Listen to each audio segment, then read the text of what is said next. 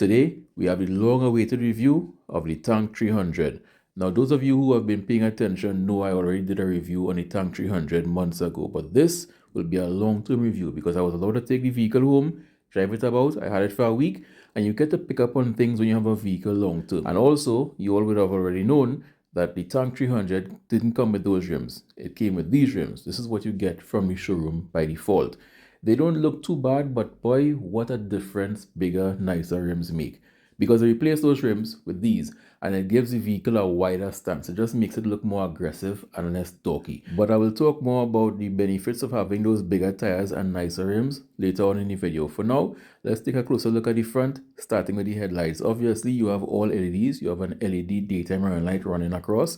Then you have the top and bottom, high beam, low beam, and turn signals are all LEDs, as you would expect in a vehicle at this price point. Below that, on the bumper, you have two lights that we would normally call the fog lights, but in this case, they act as cornering lamps. When you turn the vehicle steering wheel past a certain angle, left or right, the corresponding lights will illuminate to illuminate that side. And because they are down low, lower than the headlights, you get a low beam pattern, so you are able to see things that the headlights are not going to illuminate properly. Now, what you have going on here in terms of wheels is a case of slightly smaller rim, slightly bigger tire versus slightly bigger rim and smaller tire. The original wheel size was 265 60/18s versus these new wheels, which are 265 70/17s. Now, those slightly chunkier tires have two side effects. One, it gives the Tank 300 a slightly wider stance and a more dominant look on the road. But two, and more importantly, it actually smoothens out the ride because now you have more cushion in terms of the rubber that actually meets the road, which smoothens out the already smooth ride and makes it that much smoother.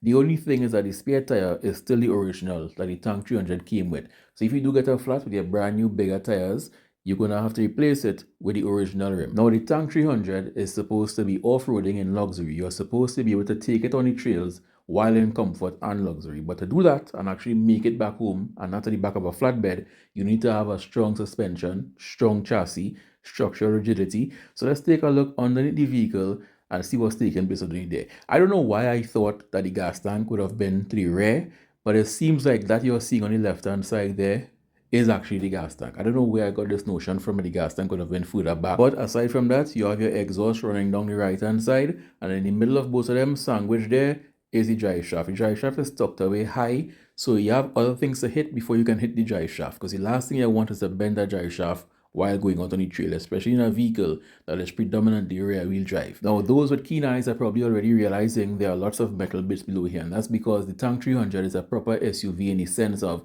it has a ladder frame, a ladder chassis. It's a body-on-frame design, not unibody.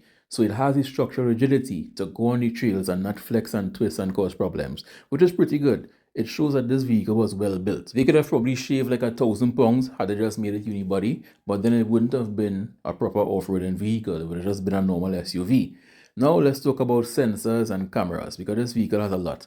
Aside from the 4 front parking sensors and the 4 rear parking sensors, you also do get the front camera, you get the rear camera, you get a camera under the left side mirror and the right side mirror. And then to the front, you have your camera array here. The dash cam isn't standard. I put in that after while I was driving the vehicle. So focus on the 3 on top. Starting from the right, you have your radar system in this little black circle. Then you have a small pinhole size camera here. And then you have a giant camera to the left of all of those. So in all, when you add up the 360 camera system, that's 4, and then you have 2 on top here. So that's 6 cameras plus a radar looking at the road at all times. The vehicle, quite literally, has more eyes on the road than the driver, aka the human that's driving it.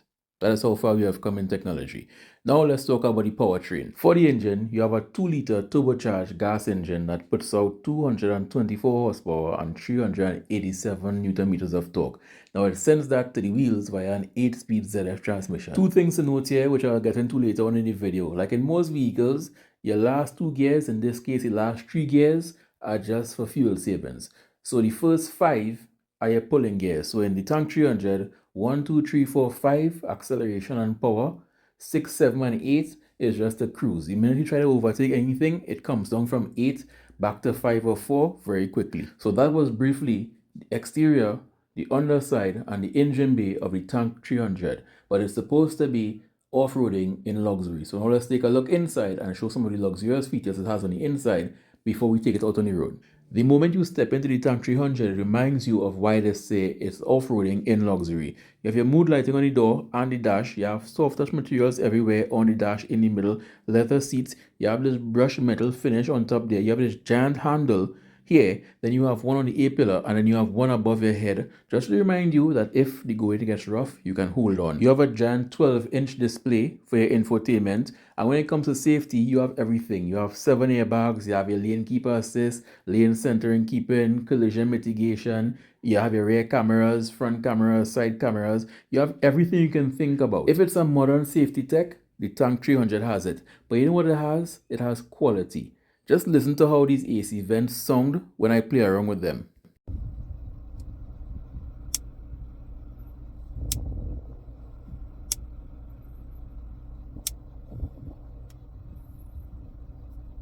You can't fabricate how that feels. It just feels premium. Below that, you have your wireless charging pad. The AC/HVAC system is dual zone, so left and right can be different temperatures. You have 2 USB ports. One is for data, one is for charging. You have an analog clock in the center, which should have been digital, but it's an analog clock. And there you have a next look at your 12-inch infotainment system. You have a heated steering wheel with paddle shifters and all your controls right there at your fingertips. Behind that, you have a large instrument cluster. Now, it looks like one giant glass panel from your instrument cluster to your infotainment system, but it's actually 2 independent screens with a glass panel over it, giving the illusion that it's one consecutive screen. You have what I would deem to be the coolest gear shifter in automotive history. For a vehicle that is called the Tank, when you grab this to go into drive or neutral or reverse, it feels like you're grabbing something solid. This is what I would expect a gear shifter in a vehicle that is named a Tank to be like. This is the most satisfying gear shifter I've ever used in my entire life. On top, you have a sunroof. It's not a glass roof or a panoramic roof because obviously this vehicle is meant to be off-road. You don't want an entire glass roof that might flex and break and put you in problems. So you have a reasonably sized sunroof that gets the job done. But aside from that, when I did the original review of the Tank had full electric seats. So you had heated and ventilated seats for driver and passenger. And this was what the buttons look like. But apparently that wasn't fully loaded, because this is fully loaded and this is what the buttons look like in this. You have this extra button to the front here, which are just things like the bolstering and stuff, or you can push down in the center and get a slight massage while driving. So you can be driving or on the trails and getting a slight back massage. I don't know how it does it. I don't know what's going on there, but you can feel the seat moving behind you. It's pretty cool and it feels really nice. Around back, you have 2 AC vents with no controls. The front controls the rear. You have a pocket and 2 USB ports. But it always reminds you that even though you are in luxury, you can also be off-roading. You have a giant handle to the front there. You have one on top. And even the handle on the door is meant that you can grab it. It's showing you that you can grab it. So even though you still have your mood lighting and the leather seating, the soft touch materials on the door, you are still meant to be able to go off-roading and be comfortable there as you are driving to the mall and back. Now the Tank 300 has a 9-speaker infinity audio system. So let's hear how that sounds.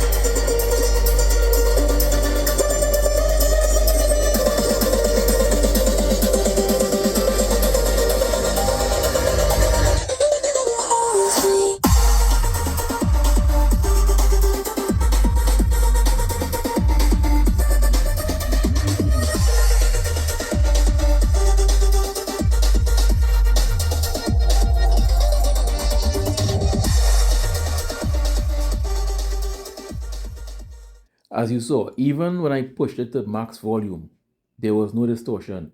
You were able to hear all the cymbals, and this is just a recording of a recording. In person, when you are sitting there in the cabin, it really feels like the sound is surrounding you. So you can imagine you are just driving, cruising, high above the ground, getting a back massage, listening to your premium sound system. It's like heaven on earth. But I know you all are here for the long-term review, like how was it to live with the vehicle for a week. Now, when I was given the keys to it, I wasn't given the keys with a mandate. They didn't tell me, take it and only go here or only go there. It was take it and drive. I got it at 2,359 kilometers, and since then, I took it down to Westmoreland multiple times. I ran errands with it, multiple gas station trips, more errands, this time at Super Farm. Then I took it to the hills of Blue Basin. Then I took it back to the flat, down to Chagaramas. Then I took it to the hills of Paramin 3 times because I was recording content for the videos. Then I took it to Saparia. Then I took it to Toko, from Toko to Matlot. Then I went up some random hill in the back of nowhere. This is me parked on the back of some street in the back of nowhere in between Toko and Matlot. And in between all of that, I took it from my mechanic and his brother to have a closer look at it. They went through every aspect of the vehicle, the underneath, the inside, the engine, numbers, serial numbers, everything. When I returned it, it was at 3,213 kilometers. Give or take, more give, because when I took this picture, I was on my way to return the vehicle in the morning and I was still on the Diego Martin highway. So just add about 20 kilometers more to that figure from Diego Martin to the GWM dealership. That means in a week, I put 874 kilometers on the Tank 300. Which means I would have driven the Tank 300 more than the sales reps who are selling it. And this is what I found. There are many things to like, but there are 2 things that really annoy me. Let's get into it.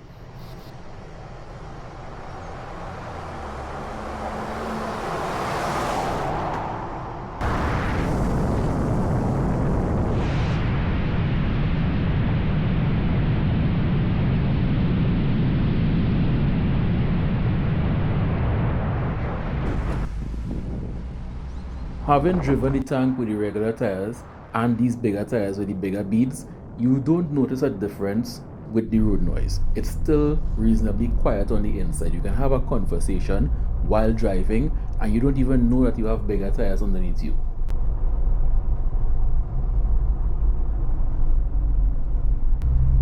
While you're driving just regularly, the transmission is very smooth. You don't even know the gears are shifting. Under heavy acceleration, it's also very smooth. You don't know the gears are shifting, but you can hear it. You can sense the difference in your RPM. But as if you are under heavy acceleration and you take manual control, it's almost as if you caught the transmission by surprise, especially between first and second.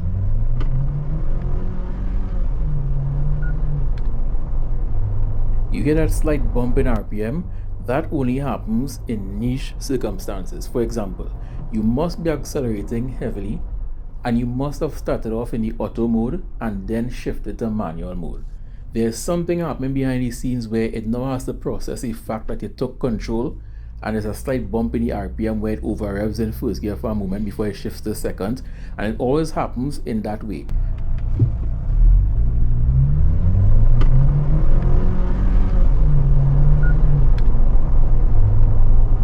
Now, like I said, this is something you won't ever experience until those precise circumstances line up.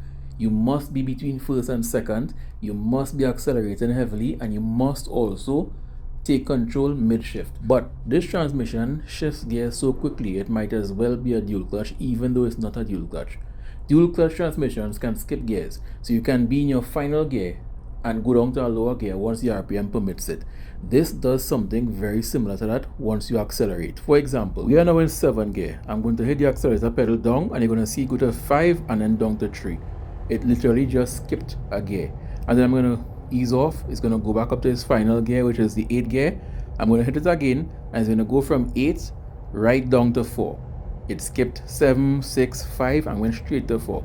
That is how dual clutch operates, but this is not a dual clutch, but it operates like a dual clutch. That is how smooth and how quick it shifts once it's behaving. Like once you don't take control, you let it do what it has to do, it operates pretty smoothly. But if you start to tamper with stuff, mid-shift and shift up, shift down, that is when you get a kind of hesitation in between there, which is something if you drive like a normal person, you would never encounter.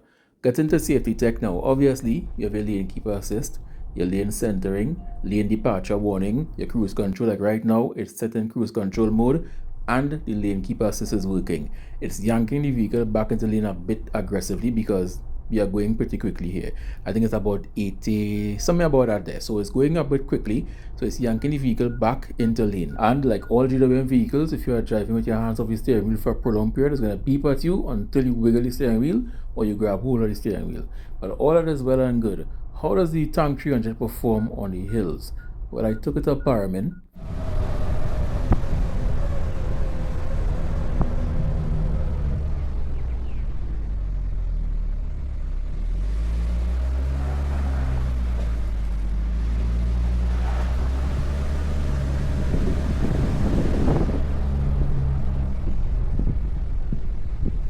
And if you know anything about Paramin Hills, they are pretty steep. And this vehicle went up here effortlessly. In fact, on this day, I took this route to the Paramin Lookout. I came back down. I took the Marrakesh route back to the Paramin Lookout. And then I came down again for a third time down the same route back to the flat. And each time on the ascent and the descent, no problems, no worries. I took this turn slightly wide. I didn't want to risk rubbing the rims against anything. So I just went back and kept moving. And even here, from a standstill, you are able to just get on your accelerator pedal gently and the vehicle starts going up the hill. That's the importance again of torque. But let's test the four-wheel drive capabilities, because you remember this photo that I showed earlier on in the video. I was driving out of Matlot, some in the middle of Toko, some in the back there, and I saw this steep hill and I said, you know something, I'm going up there. And it's the perfect test because it's very steep. It looks not too steep here, but it's very steep. Plus there's gravel and leaves on the roadway, so it's a perfect test to see if I can go up there.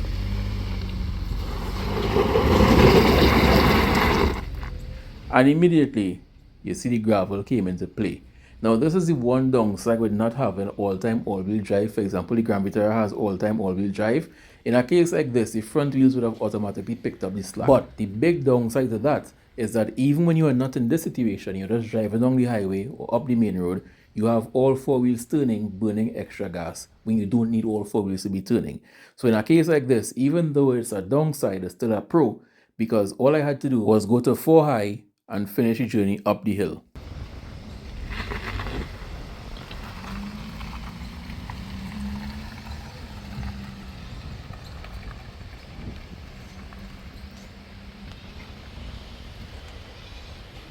And then, well, when I reached the top, figure out how to come back down because I didn't know it had no way to turn up there. But if you're a driver, you could turn anywhere. So I was able to turn eventually. But there's a certain feeling of empowerment, knowing that you can be driving and just see a random hill and be like, you know what? I think I'm going up there for no other reason other than showing nature that you can conquer it. And not just conquering it, but conquering it in luxury. On the way back down, I activated the hill descent control. So this whole thing here is the hill descent control in action. Right around here, hill descent control is off and I'm now back in control fully.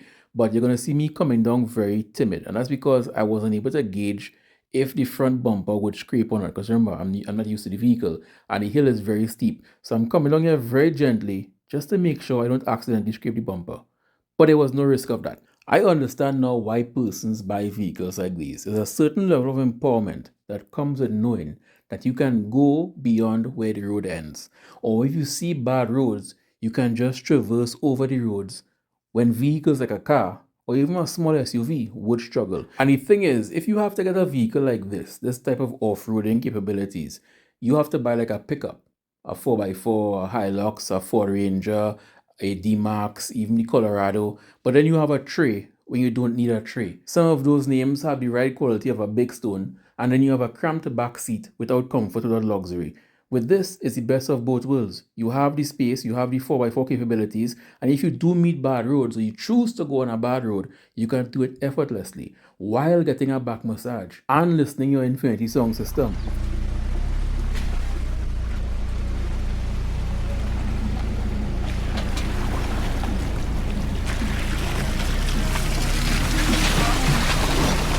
What I've noticed though, if you flex the suspension beyond a certain point, you do hear a noise.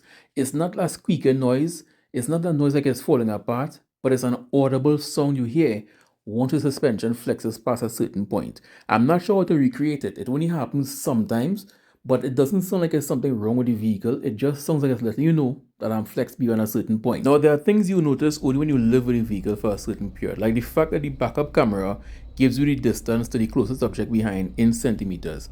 This is something I didn't notice until I paid close attention after having the vehicle for a week.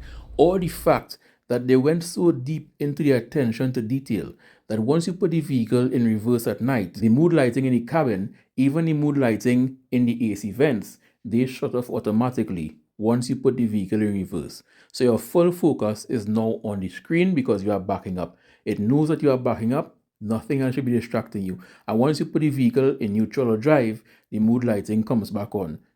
Subtle, but effective. But remember I said there are two things that really annoy me with the Tank 300. Very, very much. The first thing has to be the horn. This has to be the most unuser-friendly horn ever. Watch this. You can't just, right?